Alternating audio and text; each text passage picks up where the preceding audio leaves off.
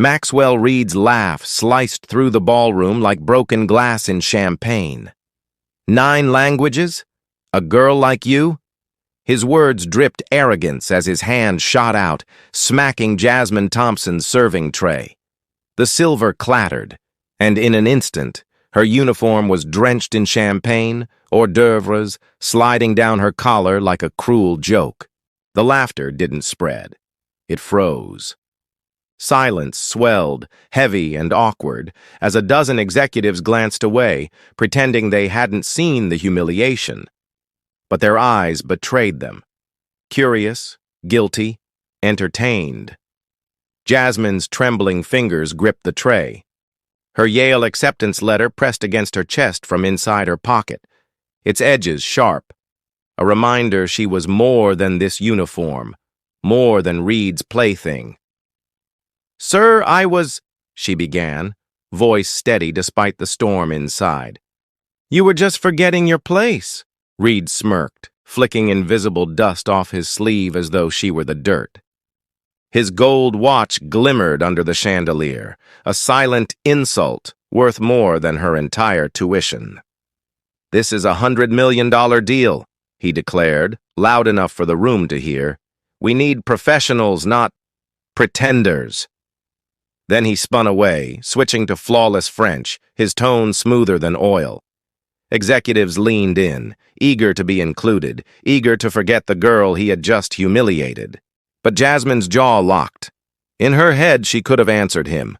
French, Japanese, Swahili, Portuguese, 9 languages loaded like bullets in her mouth, each one sharper, cleaner, more real than his performance. But she swallowed them all.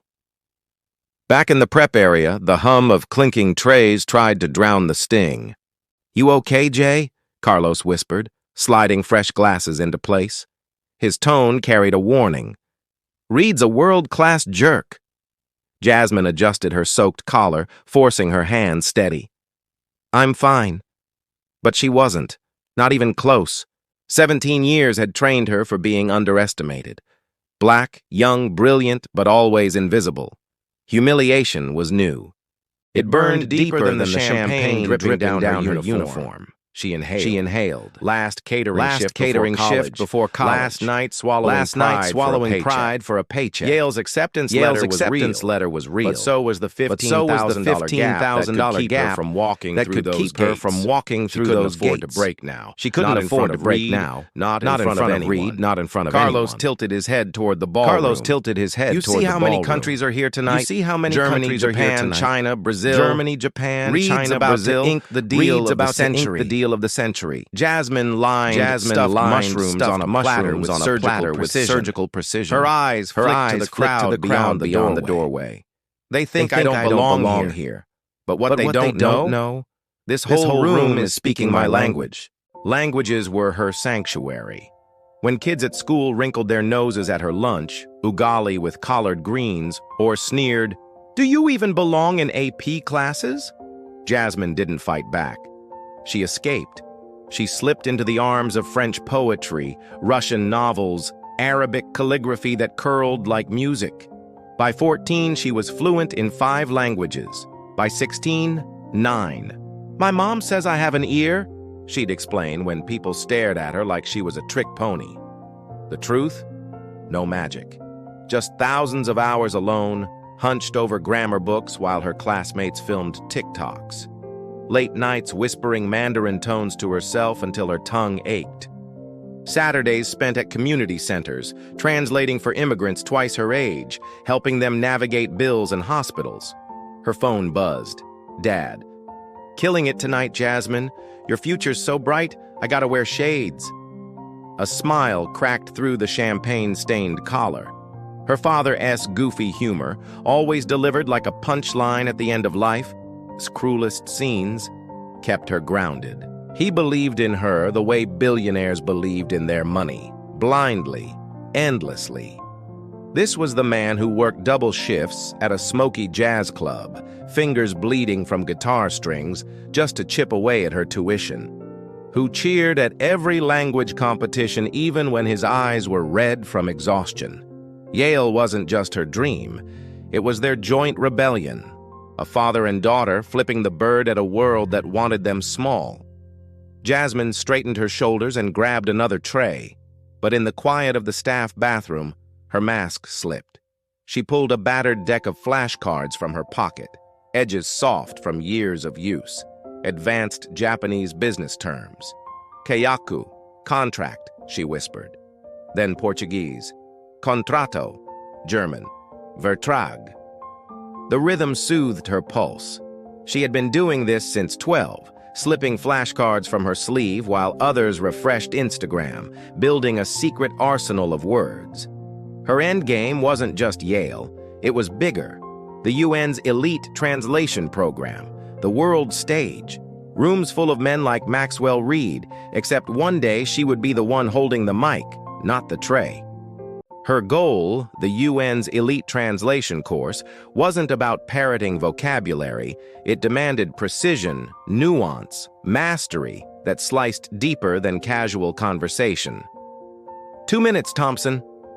The catering manager's sharp voice yanked Jasmine back from her flashcards. As she slipped into the service corridor, she caught fragments of panic. The translation service canceled, a headset-wearing coordinator hissed. 9 international delegates arriving in minutes and Reed's going to murder someone. Her colleague's reply was desperate. What about translation apps? For a $100 million deal? Are you insane? Jasmine's pulse kicked. She balanced her tray like a shield, but her mind was racing. She knew exactly what this meant. Last summer's internship at the International Business Council had drilled it into her. Direct communication wasn't optional in diplomacy. It was the difference between signatures and slammed doors. By the dessert station, she froze, watching Reed work a German investor. His grammar, spotless. His delivery, culturally tone-deaf. Too familiar, Jasmine thought, reading the man's micro-expressions like subtitles. The German's smile was polite, but the flicker of discomfort in his eyes screamed volumes. Reed was using casual phrasing meant for drinking buddies, not billion-dollar boardrooms. Classic rookie mistake. Reed's ignorance of nuance, how language carried history, hierarchy, and unspoken power, was unraveling his own pitch, and he didn't even notice. The investor's polite nods were slipping into mechanical autopilot. His interest was cooling like untouched champagne. Meanwhile, Reed droned on, chest puffed with confidence, blissfully unaware that his perfect German was costing him millions. Remember what I told you all. Sandra, the catering manager, clapped her hands and drew the staff close. Her lipstick smile never softened her ice-cold orders. Tonight is about invisibility. Drinks refreshed, plates replaced. But you? Her gaze pinned Jasmine like a blade. Especially you, Thompson. After your little incident with Mr. Reed, I don't want him seeing your shadow. Jasmine swallowed hard. The irony wasn't lost on her.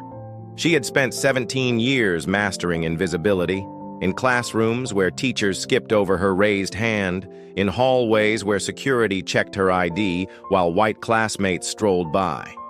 She was good at it. Too good. Like ghosts, Sandra finished.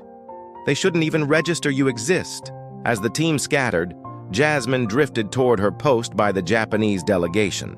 She blended into the background, tray balanced, gaze lowered. And that's when the executives began to talk.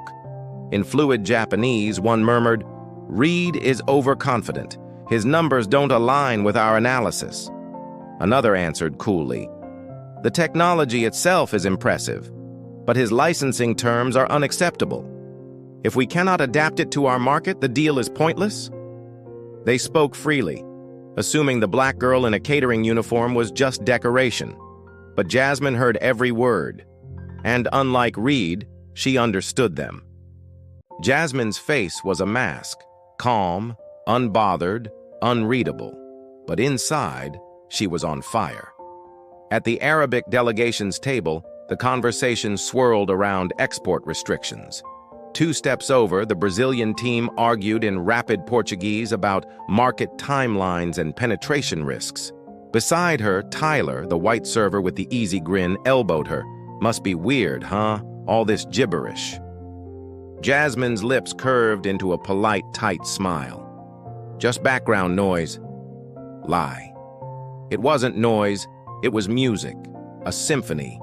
She heard every note: Arabic, Portuguese, German, Japanese, each voice weaving a pattern of fear, doubt, and demands Reed's empire was too arrogant to notice. Information worth millions floated in the air like confetti, invisible only because no one imagined the black girl in a catering uniform could possibly catch it. The ultimate camouflage. The ultimate insult. As the night deepened, the ballroom shifted gears. The clatter of silverware faded as staff whisked away dinner plates. Spotlights dimmed, technicians scurried, and Reed's stage, his altar, rose in the center. Jasmine moved quietly among tables, pouring coffee, but her mind was a strategist's map. The Japanese delegation, precise, detail-obsessed, fixated on customization rights. The Germans, stiff, polite, but visibly itching for guarantees on long-term stability.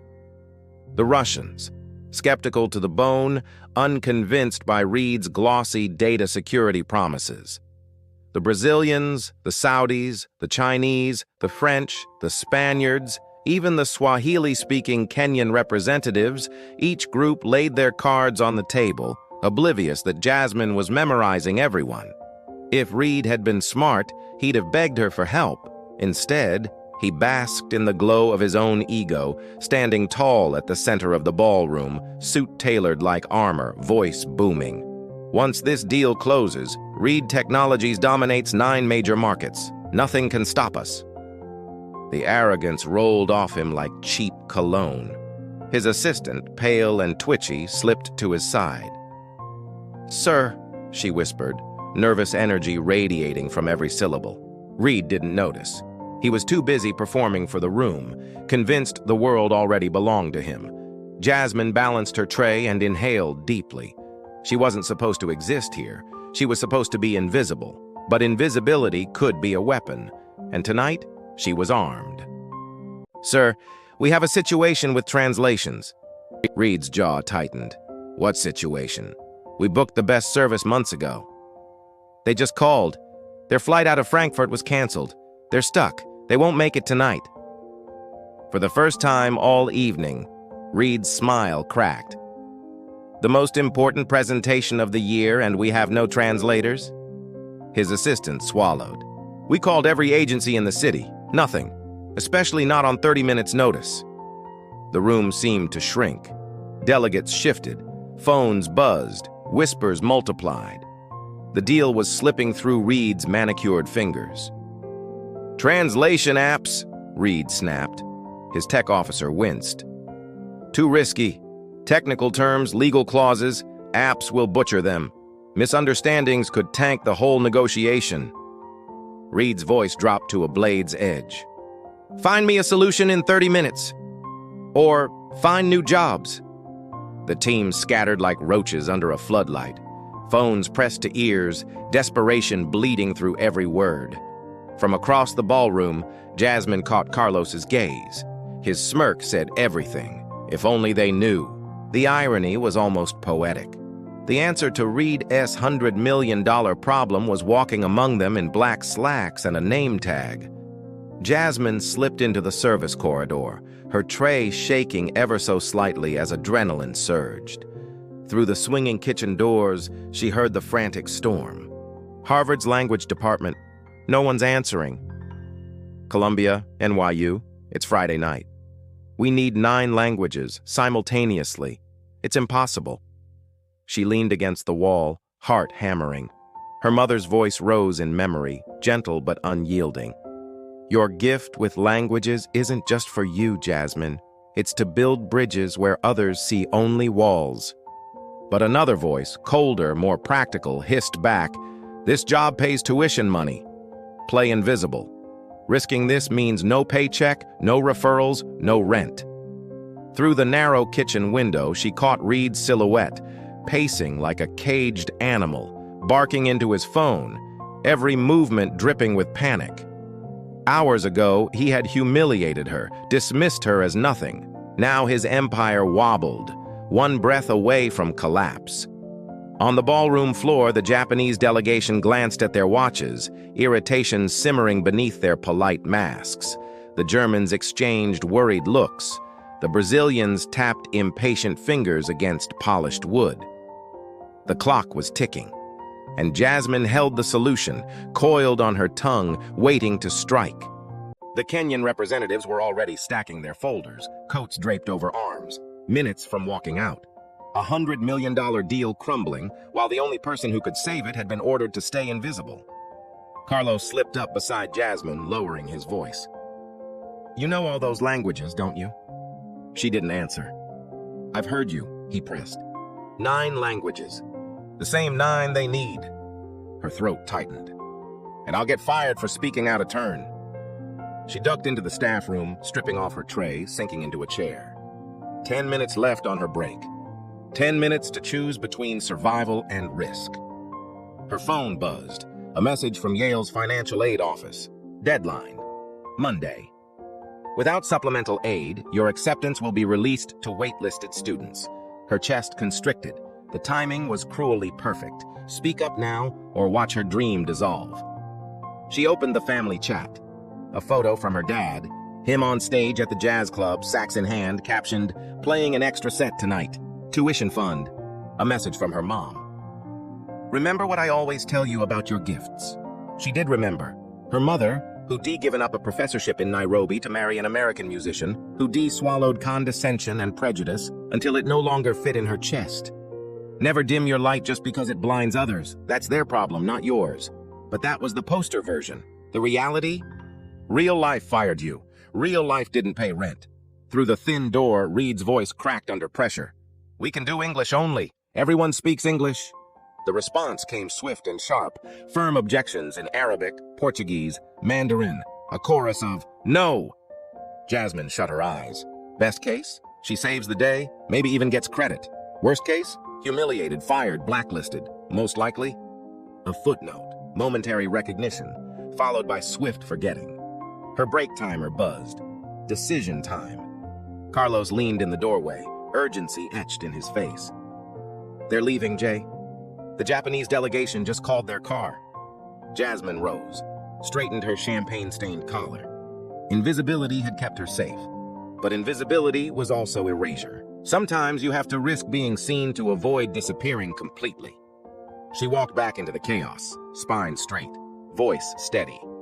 "Excuse me," she said to the event coordinator, Diane, her hands full of phones and panic.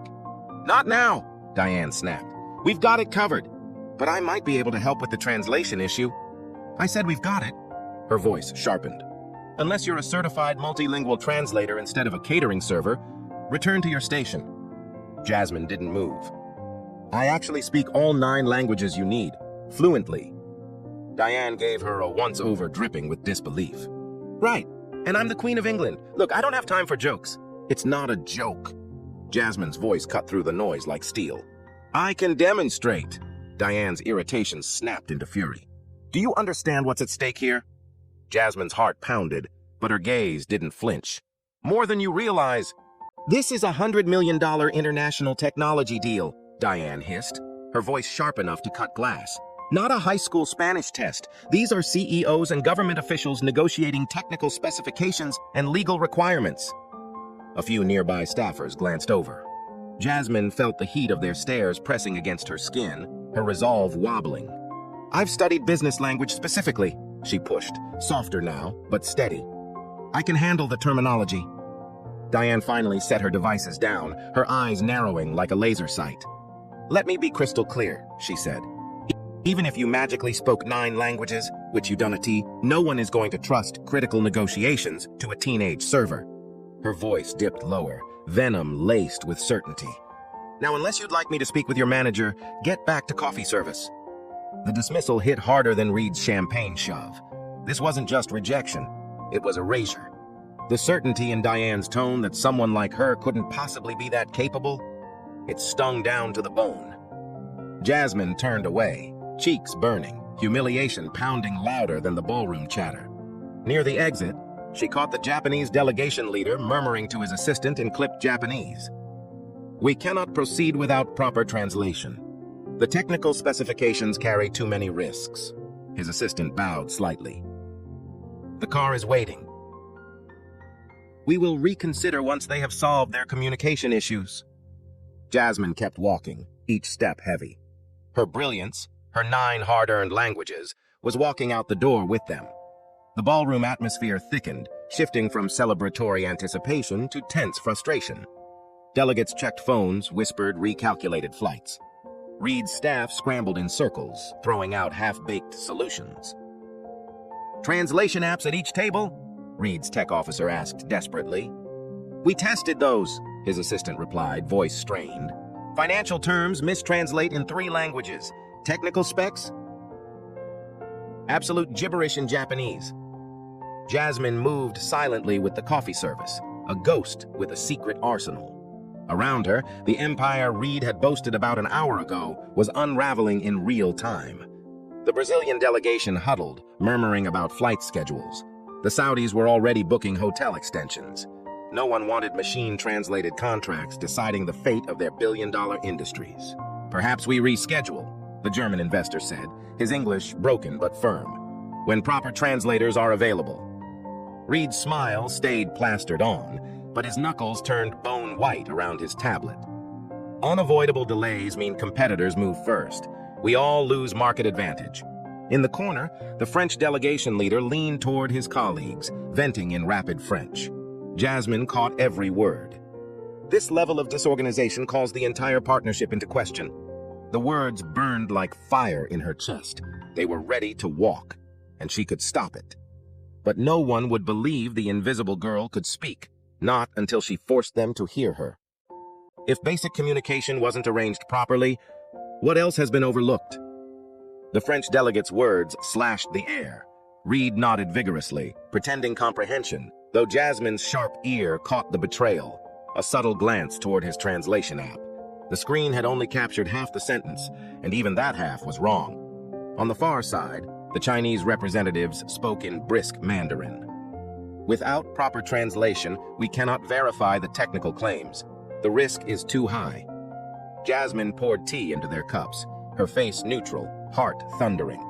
She understood every word, every crumbling thread in Reed's empire. But to everyone else, she was just a server, invisible, disposable. Her phone buzzed against her apron. A new message from Yale's financial aid office lit the screen. "Please confirm your scholarship interview Monday. Without completion, your acceptance status will be in jeopardy." Her stomach dropped. The timing was cruel. This catering job barely covered textbooks, but Yale was her future. Without it, her family's sacrifices, her father's late-night saxophone gigs, her mother's whispered mantras, it all unraveled. Carlos swept by with an empty tray, lowering his voice just for her. "They're all leaving. Japanese first, Germans next. You really gonna let this happen?" Jasmine's eyes flicked across the ballroom. Reed's voice cracked at the edges as he strung together promises in fractured English, desperation seeping through his polished facade.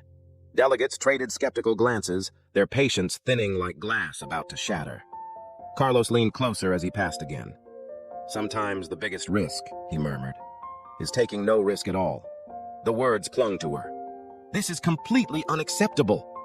Reed's bark carried across the ballroom as the Japanese delegation formally rose from their table. His composure collapsed into pleading. "We've invested months in this partnership." The lead Japanese investor bowed slightly, his English precise but strained. "Hashimoto Industries values precision in communication. Without it, we cannot proceed." It was a death sentence. Reed spun back toward his team, eyes wild. "Get me something, anything, that can translate properly. There are $9 billion at stake." And in that moment, Jasmine saw it. Past his arrogance, past the entitlement. Reed was terrified. His empire, his reputation, the futures of the people tethered to this deal, everything was dangling by a thread. She turned toward the Brazilian delegation, clearing half-full glasses. Their voices tumbled out in rapid Portuguese. "We should catch an earlier flight. A shame, really. Wasted trip." Jasmine's breath caught. The deal was collapsing in real time. Everyone was watching it fall apart. and she held the one tool that could stop it. Her mother A.S. words rang again in her head. Never hide your light because others find it blinding. The break was over. So was her invisibility. The technology itself seems promising, but the communication barriers are too significant, the Brazilian executive muttered in Portuguese. If we misunderstand licensing terms now, imagine the problems later. Jasmine's pulse hammered in her ears. Then, before she could stop herself, she leaned in and spoke, her voice soft but flawless. Actually, the licensing terms are quite flexible. Both men froze mid-breath, their heads snapping toward her. Their eyes widened at the sound of a teenage black girl in a catering uniform, speaking business-level Portuguese. I'm sorry, she stammered quickly, still in Portuguese. I couldn't help overhearing your concerns. Before they could respond, she slipped away, heart racing like she'd just stepped off a cliff. Carlos was suddenly at her elbow, grabbing her arm. What did you just do? Something stupid, probably. His grip tightened, urgency sharpening his words. No, listen. My cousin works for Reed. If this deal tanks, 200 jobs vanish. Real families, rent, groceries gone. Jasmine looked around. The chaos, the delegations on their feet, Reed drowning in desperation, Sandra narrowing her eyes like a hawk zeroing in. You have a gift, Carlos pressed, his voice low and fierce. Are you really gonna bury it? Because you're scared of looking foolish? Scared of losing a catering gig? Her throat tightened. He wasn't wrong. The Japanese delegation reached the ballroom doors. The Germans shuffled their folders. The collapse was seconds away. Thompson! Sandra's sharp voice cut across the room. She stormed over, suspicion radiating off her. What are you doing? Back to your station, now! Jasmine inhaled deeply, trembling but resolute. I'm sorry, she said, setting down her tray with finality. But I can't. Every instinct screamed at her to sit down, shut up, survive. Instead, she walked into the center of the ballroom, the eye of the storm. Hishimoto-san, she called, her voice ringing clear in flawless Japanese. The Japanese executive stopped mid-step. His entourage turned. The ballroom froze. Please allow me to explain the misunderstanding regarding the API licensing structure, Jasmine continued. Her words flowed with confidence, polished with precision. The room collectively inhaled. A black teenage server, suddenly speaking the language of CEOs and government officials, was rewriting the rules of the night. The integration flexibility is actually built into the core architecture, she explained in Japanese, her tone calm, professional. The translation error suggested restrictions that don't exist in the actual agreement. Hishimoto slowly walked toward her, his expression unreadable. You understand our concerns about market adaptation? Completely, Jasmine replied, still in Japanese. Your Tokyo development team requires customization. The documentation mistranslated open-source components as fixed architecture. That was an error. Full adaptation is supported. Silence stretched, thick and electric. At the center, Reed stood frozen, caught between disbelief, fury, and something new. Calculation. Hishimoto studied Jasmine with piercing eyes. You work for Reed Technologies? No, sir, Jasmine answered, switching seamlessly to English, her voice steady. I'm catering tonight, but I also understand what's being lost in translation here. Then she pivoted toward Reed. Mr. Reed, Hishimoto Industries' primary concern is whether they can adapt your software for Japanese business culture. Your materials implied they cannot. That's wrong, isn't it? For a split second, Reed just stared, his jaw tight. Then survival instinct kicked in. Absolutely wrong. Complete customization is one of our core selling points. Jasmine turned back to Hishimoto, relaying Reed's words in flawless Japanese, weaving in the precise technical terms. The executive's face shifted, suspicion softening, interest rekindled. You speak our language very well, he said finally. Where did you study? Self-taught at first, Jasmine replied with a modest bow. Then formal study, and... She pivoted, her voice ringing across the ballroom. If it's more convenient, I can also clarify for your Chinese partners. Before anyone could object, Jasmine switched into perfect Mandarin, flowing through the same clarification with grace and authority. The effect was seismic. A teenage girl who was supposed to be invisible had just seized the room, and no one could look away. The Chinese officials exchanged measured glances, recalibrating not just the deal but the unexpected girl at its center. Sandra swooped in like a hawk, her hiss sharp at Jasmine's ear. "What do you think you're doing?" Before Jasmine could answer, Hashimoto cut through the tension with surprising authority. "We would like her to continue, please." The ballroom shifted. Suddenly, the decision wasn't Sandra's. It wasn't Reed's. It was the delegates, and they had chosen Jasmine. Reed's recovery was instantaneous, his politician's smile sliding into place. "Miss," he let the word hang, as if reluctant to grant her even a full identity. "Thompson," Jasmine supplied, her voice even. "Jasmine Thompson." "Miss Thompson apparently has some language skills," Reed announced to the room, his tone polished but edged with condescension, like he was introducing a novelty act, not a professional. "Perhaps she can assist while we await actual translators." Damage control, not recognition. But Jasmine refused to flinch. "I'd be happy to help," she replied smoothly. Then, without breaking eye contact, she pivoted to the Chinese delegation and shifted into perfect Mandarin. "The security protocols were mistranslated," she explained with effortless precision. "Section 4 explicitly guarantees local data storage. Your sovereignty concerns are already addressed in the agreement." The shift in the room was immediate. The Chinese delegates leaned forward, firing rapid questions in Mandarin. Jasmine kept pace effortlessly, her responses crisp, technical, and shaded with cultural nuance. This wasn't parroting phrases. This was fluency born of thousands of hours of obsession. Reed's jaw tightened. He had underestimated her, badly. "Perhaps we should return to our seats," Hashimoto said, nodding to his team. Reed seized the moment like a drowning man grasping driftwood. "Excellent. Let's restart the presentation properly." Then, lowering his voice as he leaned close to Jasmine, his smile stretched too tight.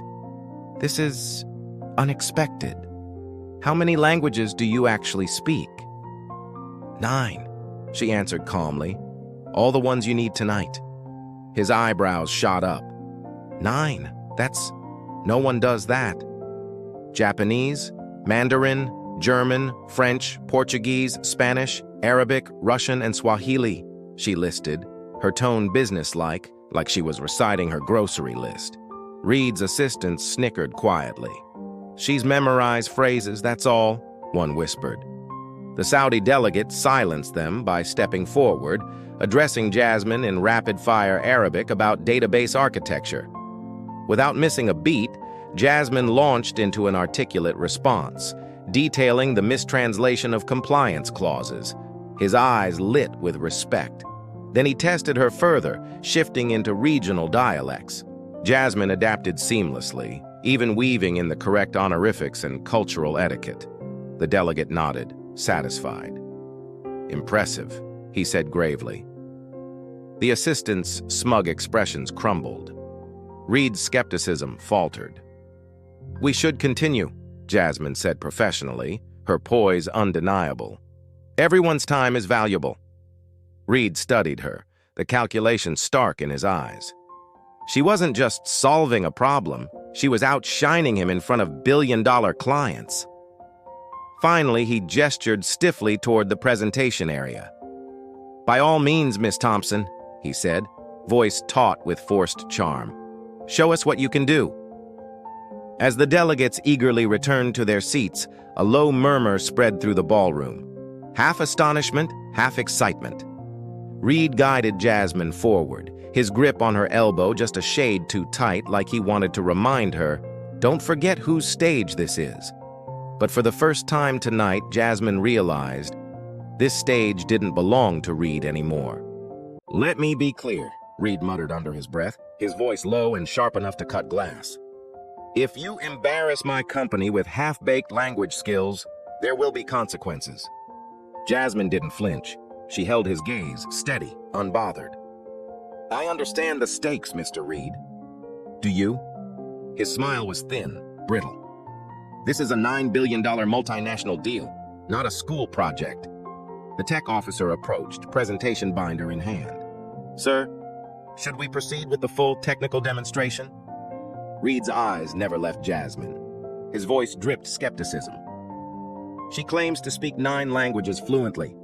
Forgive me if I doubt such an extraordinary claim, especially from someone... He let the words dangle, heavy and poisonous. Someone like me, Jasmine supplied calmly. A ripple of unease spread across the room. Reed's jaw flexed. Someone without formal credentials. What exactly qualifies you to handle international negotiations? I've studied each language for years, Jasmine replied evenly. My mother is a linguistics professor. I've completed advanced certification in... Anyone can claim anything, Reed snapped, slicing through her words. Memorizing a few phrases isn't fluency. The Brazilian executive stepped forward, his voice firm. Her Portuguese was flawless, not just pronunciation, she used technical vocabulary correctly. And her Japanese included proper business honorifics, Hishimoto added, his tone carrying the weight of authority. Reed's expression soured. Perhaps she prepared a few key languages for this specific stunt. His implication, deception, hung in the air like a stain. Jasmine's chin lifted. If you'd prefer to continue without my help, she said, voice calm but edged with steel. I'll return to my catering duties. The room shifted. Delegates exchanged looks. Whispers threaded through the tension. The Kenyan representative leaned forward, speaking in Swahili. We have waited months for this partnership. If she can facilitate clear communication, why hesitate? Without pause, Jasmine responded in fluid Swahili, layered with cultural precision. The man's brows shot up, genuinely impressed. Reed's jaw tightened, but the tide was turning. Fine, he ground out. We'll proceed, but I want verification of every translation in real time. The stage was his attempt at control, but everyone in the room already knew. Control had slipped. The delegates gathered around the long conference table, their documents spread, their pens poised. Reed positioned himself at the head, but all eyes flicked to Jasmine, seated at his side, the translator who wasn't supposed to exist. We'll begin with general terms, Reed announced, his voice carrying forced authority. Then move to technical specifications for each market. Miss Thompson will translate, and I'd like each delegation to confirm accuracy. The challenge was obvious. He expected her to fail publicly. Reed launched into his overview at breakneck speed, his words deliberately packed with jargon. Proprietary encryption modules, scalable integration architecture, localized compliance protocols. He paused, waiting for Jasmine to stumble. Instead, she pivoted smoothly into Japanese, her phrasing precise and culturally calibrated, paring down Reed's bombast into the concise clarity Japanese executives valued. Hishimoto gave a small nod. Accurate, clear. Reed's eyes narrowed. He doubled down, shifting into dense technical descriptions, algorithms layered with specialized vocabulary. Jasmine rolled into Mandarin, her tone precise, elegant. No hesitation. The German investor leaned back, impressed. Her business German is excellent, Frankfurt dialect, very precise. Reed's confidence cracked. He reached for the obscure lacing in advanced encryption terminology meant to trip her up. Jasmine answered in flawless Arabic, outlining protocols as if she'd written them herself. The Saudi delegation exchanged knowing glances. This young woman wasn't reciting, she was thinking, translating concepts, not words. Perhaps we should proceed to specific questions, the Saudi delegate suggested, leaning forward, engaged.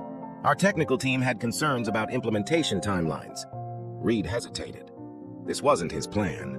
The control of the room was shifting, away from him, toward her. I'd prefer we complete the overview first, he countered weakly.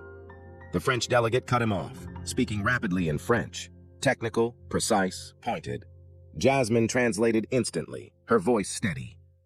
He's asking about third-party integration limitations, specifically whether your architecture allows for custom modules without compromising security protocols. Reed froze for half a beat, caught. The room was no longer hanging on his words. It was hanging on hers. Reed blinked, caught off guard by both the question and Jasmine's flawless delivery. For the first time, his voice wavered. That's correct, he admitted reluctantly. The architecture does support that flexibility. Jasmine translated his response with steady authority, her tone sharper, more confident than before. The delegates leaned forward, energized, peppering her with follow-up questions in Mandarin, Portuguese, Swahili. Questions that had sat bottled for months, spilled into the room now that the barrier was gone. Reed's precious choreographed presentation disintegrated before his eyes, replaced by a living, breathing, multilingual negotiation. And Jasmine, the girl in a catering uniform, was at its center. His face hardened, skepticism giving way to something closer to fear. When a pause arrived for document distribution, Reed seized it. He tugged Jasmine aside, his voice low but venomous. Quite the performance. Where exactly does a catering server learn international business language at this level? Jasmine met his glare head-on. I've studied languages since childhood. My mother is... Let me guess, Reed cut in, mocking. A linguistics professor. And your father? A diplomat? A conveniently perfect pedigree. My mother is a linguistics professor, Jasmine replied evenly. My father is a musician. Reed's lip curled. And somehow, on those salaries, you've mastered 9 languages to business proficiency? Who's coaching you through an earpiece? Which competitor planted you here? The accusation hit like a slap. Jasmine's composure wavered, but only for a heartbeat. No one is coaching me, Mr. Reed. He stepped closer, his tone sharpened to a blade. No teenager masters Japanese, Arabic, and Russian simultaneously without institutional backing. So tell me, what company do you really work for? Before she could respond, the German delegate appeared with a question about contract clauses. Jasmine turned instantly, shifting gears, delivering a flawless explanation in German with nuance that made the executive nod in approval. The delegate left satisfied, but Reed's suspicion only deepened. This time he didn't whisper. His voice carried, deliberately loud enough for the entire room. I find it difficult to believe someone with her background could access this level of education without significant backing. The implication stung like acid. Her race, her uniform, her lack of pedigree made her brilliance suspicious instead of celebrated. My background, Jasmine repeated, steady but with fire rising in her chest. Yes. I am a young woman serving food one moment, translating billion-dollar negotiations the next. That doesn't make it fraudulent, it makes it real. Reed turned to the room, seizing control. Ladies and gentlemen, I'm concerned about corporate espionage. These negotiations involve proprietary technology. Until our contracted translation service arrives tomorrow, we must pause. The words dropped like a bomb. Delegates exchanged uneasy glances. The Saudi team scrolled frantically through flight schedules. The Brazilians began closing their laptops. This is unacceptable, the French executive snapped in his native tongue. We've finally made progress, Jasmine translated faithfully, even as Reed's glare burned into her. Miss Thompson, Reed announced, his tone final. Thank you for your assistance, but we'll continue with professional translators tomorrow. Please return to your catering duties. Sandra appeared at the door, clearly summoned to escort her out. The weight of dismissal pressed on Jasmine's shoulders. The old urge to shrink, to disappear, clawed at her, but something inside her had shifted. They had heard her, seen her, respected her. With respect, Mr. Reed, she said, her voice ringing clear. The delegates have urgent questions now. Postponing risks losing this partnership entirely. Reed leaned in close, his whisper venomous. You're a server who just disrupted a billion-dollar negotiation. Return to your post or be escorted out. Before she could respond, the Kenyan representative rose to his feet. If she leaves, we leave. We've waited months for clear communication. Agreed, said the Japanese delegation leader firmly. For the first time, we fully understand the technical specifications. Others followed, heads nodding, voices rising in multiple languages, a sudden coalition forming around Jasmine. Reed's face flushed, fury barely leashed. He stood cornered, proceed with the young woman he despised, or lose the deal entirely. This is highly irregular, he barked. So is dismissing the only person making communication possible, the German investor countered dryly. Reed's assistant bent close, whispering urgent calculations into his ear. Reed's jaw clenched tighter with every word. Numbers, losses, the cost of delegates walking out. For the first time that day, Reed looked like a man realizing he was trapped in a game he thought he was controlling. Reed forced a tight smile and pushed forward. Let's continue then. Miss Thompson will translate while we await professional verification tomorrow. The condescension was a suit he wore habitually, stitched with relief, not respect. Jasmine nodded with polite formality. Thank you, Mr. Reed. Shall we continue with the licensing terms? For the next hour, the room became a machine running on new grease. With clear communication, problems that had festered for months surfaced and were dissected in real time. Jasmine moved through it like a conductor, rendering legal clauses into German cadence, pruning Reed's marketing into Japanese brevity, translating regulatory nuance into Arabic formality. Each time a delegation asked a follow-up, she gave not a phrase but the underlying concept, the way business minds actually think about risk. The Russian delegation is worried about data sovereignty requirements, she told Reed after a rapid Russian exchange. Their law requires user data to remain on domestic servers, Reed answered, eyes flicking to her for the exact phrasing he needed. Our architecture supports regional data isolation. We can guarantee compliance. Jasmine folded that into Russian with the correct formal register. The delegation leader nodded, satisfied. She flipped from Japanese to Portuguese to Mandarin and back, carrying technical vocabulary in each tongue. Cryptographic terms, API integration caveats, deployment windows. When the Chinese delegation raised an encryption standard question, Jasmine delivered a crisp translation of key protocol names, then anchored the point in plain business terms so non-technical execs could follow. The meeting's pace crescendoed. What had taken months in emails now resolved in minutes. 3 hours in, the room hit its biggest snag. Hishimoto's table and the Chinese delegation came at the exact same point from different legal traditions. One side demanding data sovereignty assurances, the other insisting on data integrity boundaries that sounded, on the surface, mutually exclusive. Hishimoto's voice cut through, flat and final. This is a deal breaker. We cannot compromise on user privacy frameworks.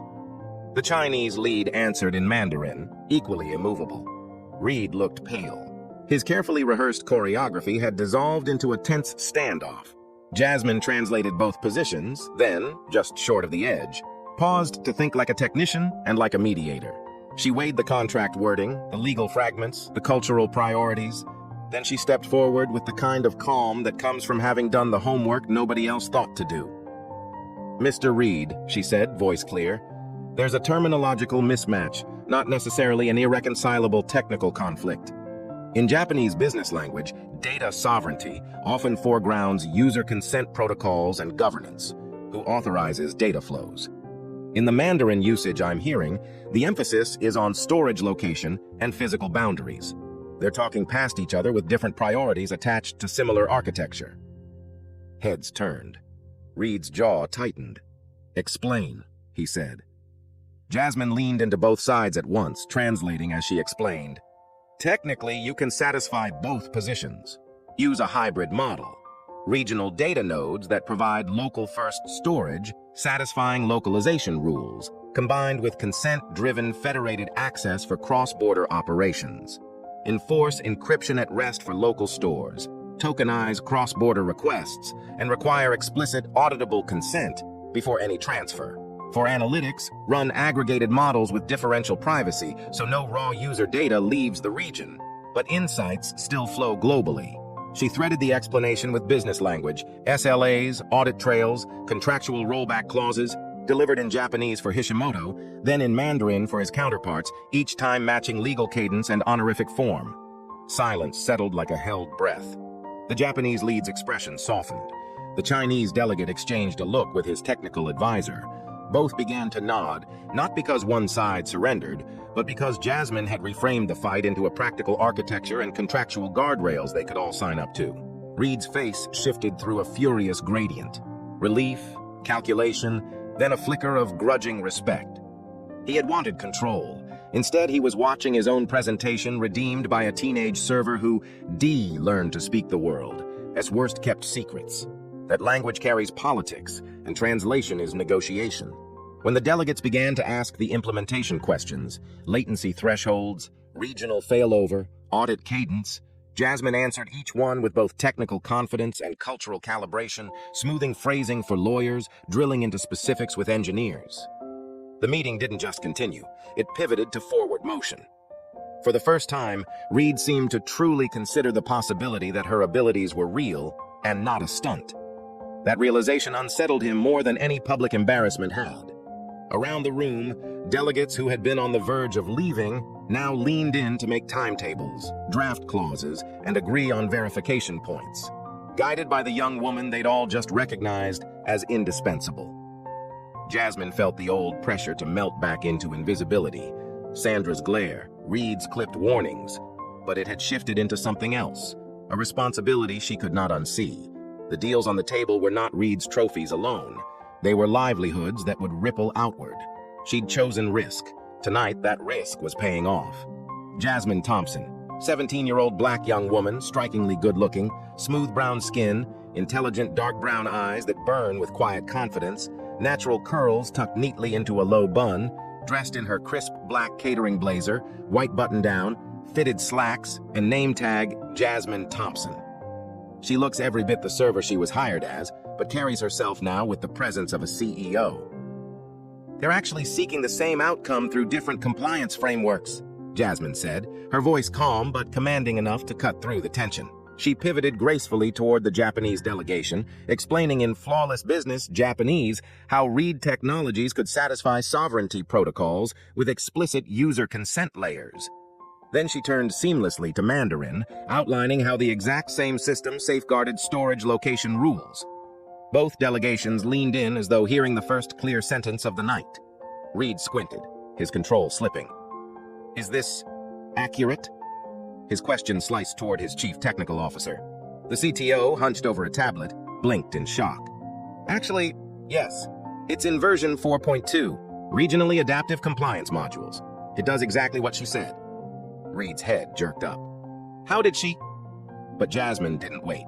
She tapped the CTO's tablet, pulled up a blank page, and with steady fingers drew a simple diagram, arrows flowing through regional compliance gateways. She narrated in both Japanese and Mandarin, layering precise technical terms with cultural clarity. The Japanese delegation leader exchanged glances with Hashimoto. The Chinese representatives whispered among themselves, then both nodded, nearly in unison. "This solution satisfies our requirements," the Chinese leader confirmed. "And ours as well," Hashimoto agreed firmly. The entire ballroom shifted. What had been a sinking ship was suddenly a vessel back on course. Reed stood frozen, the weight of it hitting him.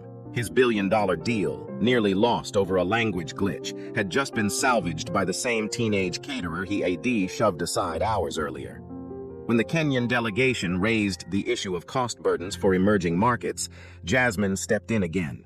Her Swahili rang clear and warm as she outlined a tiered pricing structure, something buried not in the glossy deck, but in a forgotten Reed interview. "They're asking if you'll confirm preferential rates for developing economies," she translated smoothly. Reed blinked, caught off guard, still processing. Yes, of course.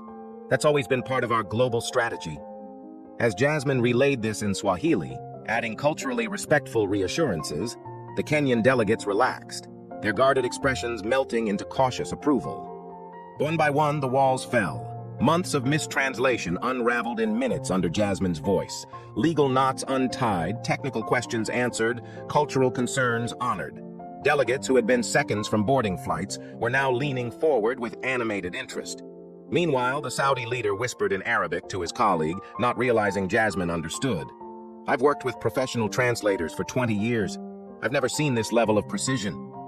Jasmine pretended not to hear, her focus fixed on the Brazilian table's timeline concerns. At last, when the last thorny issue softened into agreement, Reed raised his hand.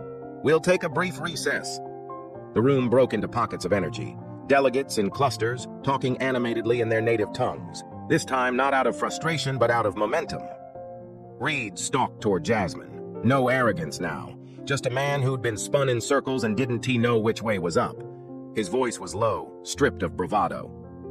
"That feature you identified, the compliance modules, it wasn't in our presentations." Jasmine met his stare without flinching. "I read about it in your developer documentation. When I study languages, I practice with real technical material. It sticks better when it has context." Reed shook his head, a man tasting humility like poison. "Our own translation team missed that discrepancy for months, and you—" He stopped himself, staring at her with undisguised recalibration. For the first time, Reed wasn't seeing a server, or even a problem.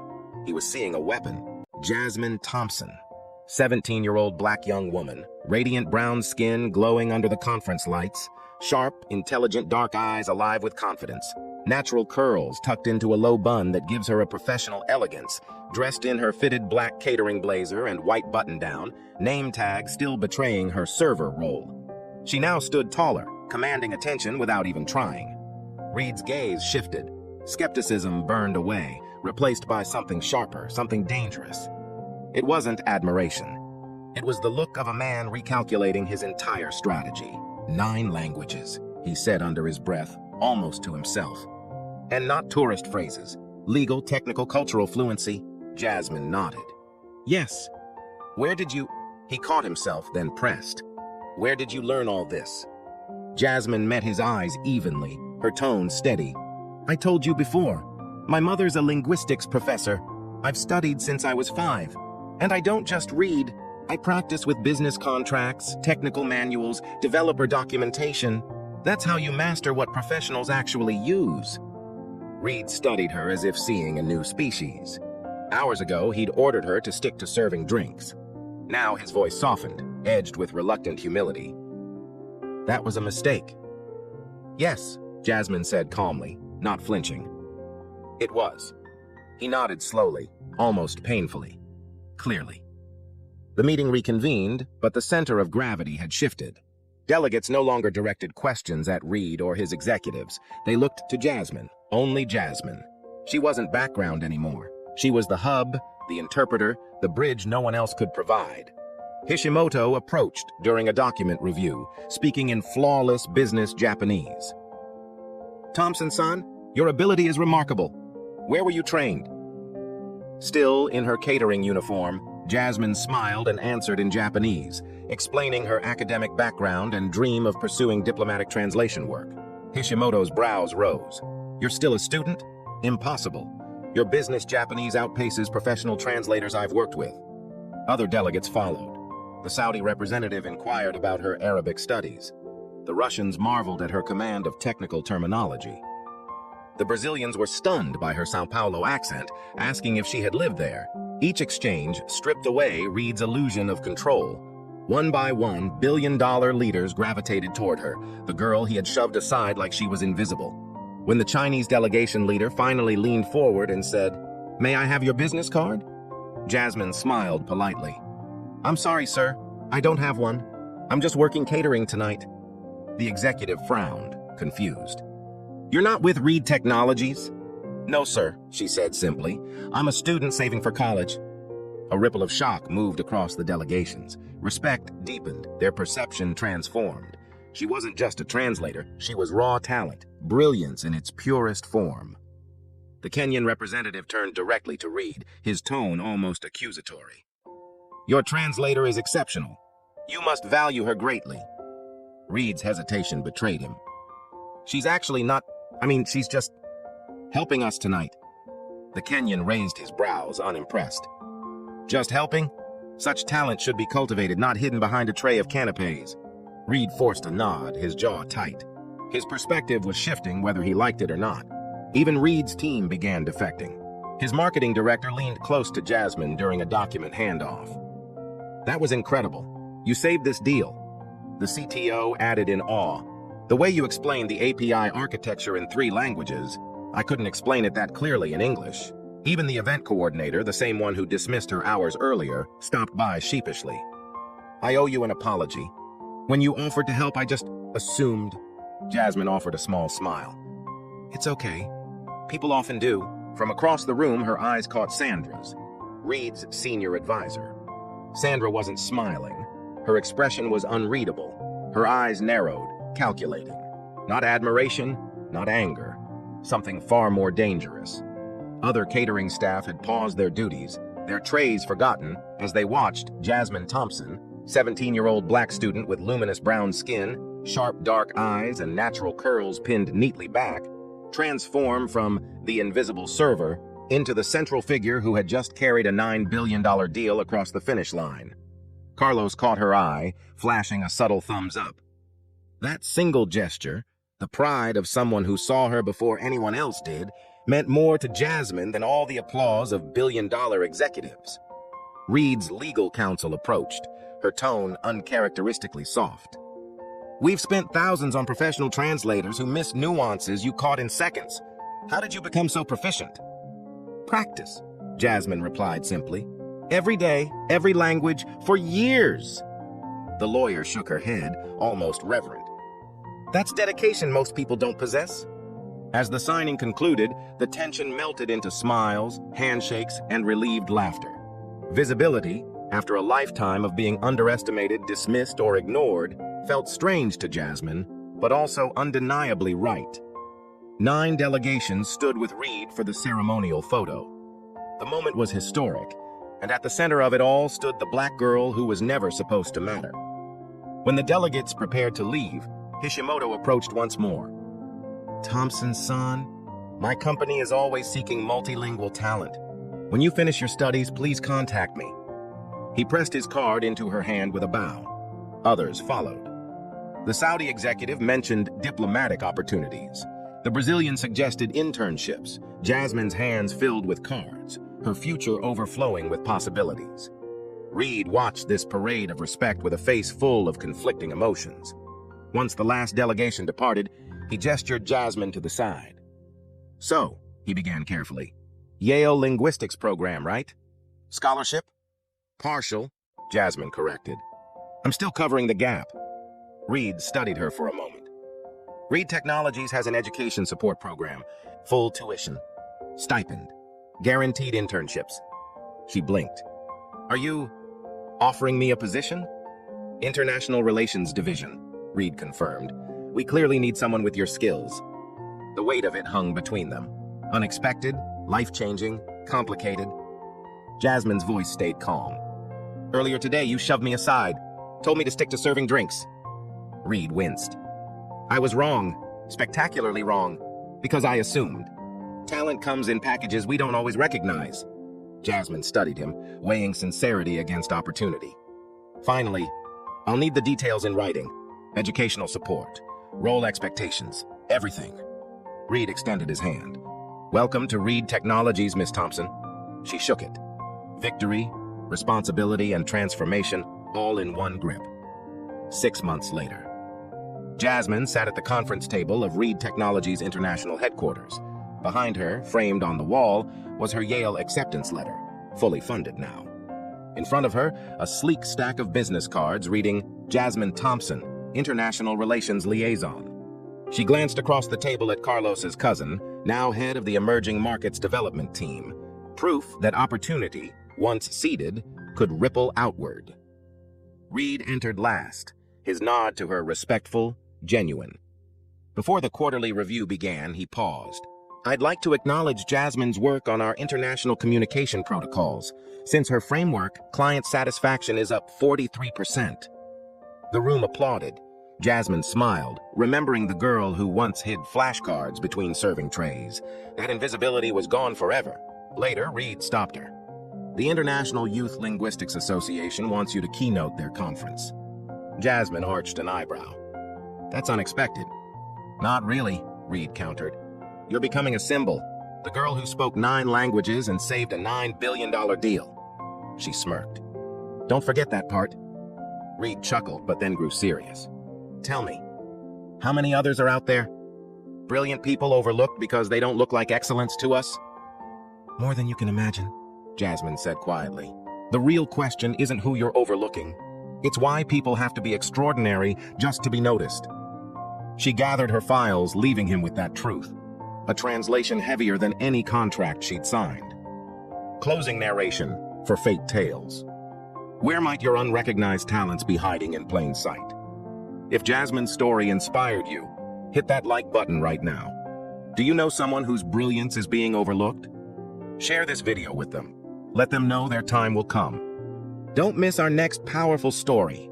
Subscribe to Fate Tales, where every hidden voice deserves to be heard. Because sometimes, the greatest translations aren't just between languages, but between invisibility and recognition.